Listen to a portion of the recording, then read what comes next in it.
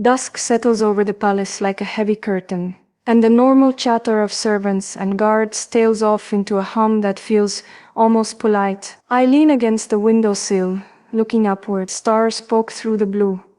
Yet what I hunt is quieter than that, more breakable, your memory hanging just out of reach like a held breath that never quite lets go. A princess is taught to swallow certain things, to keep the mouth lined with royal polish.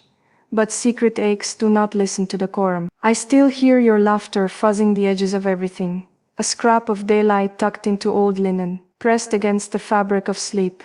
Your kisses throb more clearly than any court decree. They were not polite pecks, diplomatic perhaps, but far too wild to obey any truth. Even now, when I brush my fingertip across the nape of my neck, I could swear your warmth tags along, the ghost of silk, brushing skin. Tradition stretches itself tight around me, yet you slip through those rules like smoke through glass, unpredictable and utterly necessary. Time did not abduct you, it just unraveled slowly, leaving me to collect the loose threads. Every once in a while, the phantom warmth of those kisses drags me sideways, reminding me that rebellion can live a long life, if you choose to keep its memory cozy. Do you still picture that flower-scented terrace in Cordoba?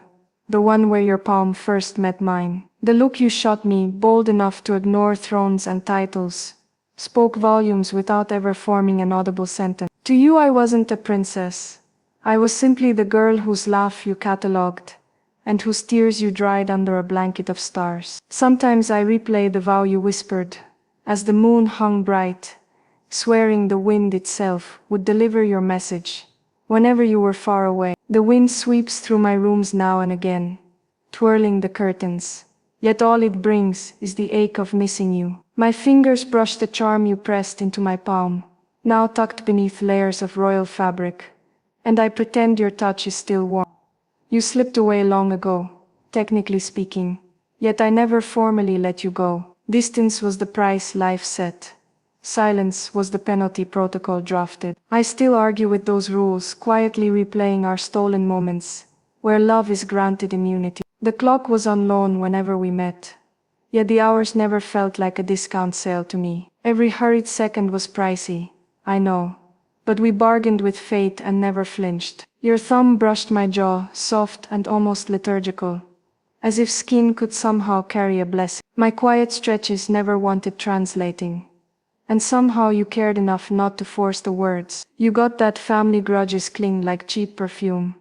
How affection sometimes masquerades as a polite smile. Still you leaned in close enough that the moon itself had to blink twice, and I inhaled the sort of liberty poets scribble about. Each encounter in those breathing pauses felt like a tiny mutiny against the rest of our lives. You dotted warm reminders on my forehead, my cheek, that vulnerable stretch of collarbone, pinning something genuine to air. The commentators brand me future queen, a label that sits pretty under cameras, but gnaws at the inside. Long before titles were sketched in gold leaf, I belonged to you, plain and stubbornly true. You ruled no territory, except the space between us, yet the love you laid there felt grander than any throne room I could inherit. Now and then I wake up, wondering if you were nothing more than a fevered dream, something in your presence curled around me like an off-key song I can't shake. Evidence keeps popping up when I least expect it. A single drift of jasmine will remind me of the way you leaned close,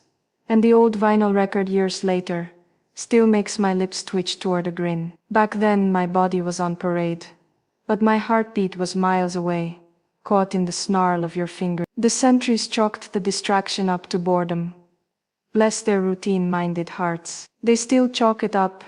I can see it in their polite little sideways glances. Polite people rarely bother guessing at what disturbs a crown from the inside. I polish the pearls, pull the shoulders straight, and let them believe the smile is proof. I travel dignified highways. No circlet could compete with the weight of this empty seat beside me. We never wrote contracts, never sealed the arrangement in wax. Maybe that was the clearest clause of all. The real promise ripples between heartbeat and heartbeat, where every sigh holds the ghost of your voice, and every pause carries the taste of what we forged in the quiet. That pocket of silence still blossoms without permission. That's where you keep coming back, thorns and petals alive. The last time we met is still alive in me, almost like a favorite track stuck on repeat. We stayed quiet on the corner for a long minute, not because the scene ran out of lines, but because the pulse behind our lungs drowned the scream. I can still see your eyes trying to lock everything in, while braving the tears that almost slipped. You dropped a half-forgotten line, something threaded with trust, and I closed the book without writing it down, as if the page itself would betray the sound. Believing in secret promises, I feel that word pressed into the bone under my ribs. The street gale whipped around us, and yanked your collar wide open, as if the draft sought one last claim, one last hug that only the city can pull off. When you padded away, my face held all the bravado left in childhood. The bluster gave out a heartbeat later. What spilled out felt more like crystallized futures breaking than rain, falling neat and courtly, the way a monarch softens her glove. Once home, the ceiling medallions turned into a decommissioned planetarium. I followed every dip and shadow, hoping it would stitch the warmth deeper. I braced for the imprints to bleed or blur, but they stayed unmoved and untouched, the way echoes linger in a hallway, long after the crowd has vanished.